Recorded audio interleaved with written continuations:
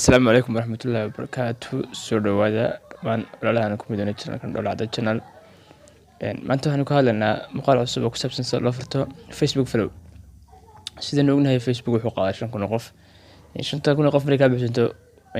waxaad u baahan tahay dadka cusub ee ku soo codsanaya meel ay space ay galaan. Shirkadda Facebook si loo xalliyo cilada wax soo saartay inaad furto loo yaqaan Facebook followers. Haddaba waxaan eegaynaa maanta sida loo furto Facebook follow. ugu horreyn waxaan soo furanaynaa application Facebook bay soo furanaynaa markaan Facebook soo furno ayaan waxaan sameynaynaa inaanu tagno meesha loo yaqaano setting and privacy ka bacdiga wax ka dooranaa setting-ka markaan halka marayno ayaan waxaan xulanaynaa halkan ayaan waxaan ka xulanaynaa waxa loo yaqaano waxaan ka xulanaynaa how people find and contact you and dooranaa option-ka markaan doorano ka bacdi option-ka size noogu soo baxo ayaa tan sare ah how can send you friend request ayaan ka dhigaynaa friends ka dhigaynaa halka marka hore everyone baan ahayd laakiin marka waxaan ka dhigaynaa friends waan iskaga noqonaynaa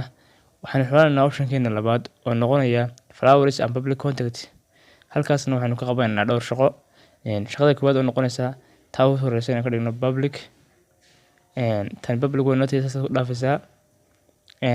waxa soo degaysa iyadana taa kalena public hore bay nagu haydo public bay ka dhiganaa iyadana tan kale everyone ka ahna saasoo deenayna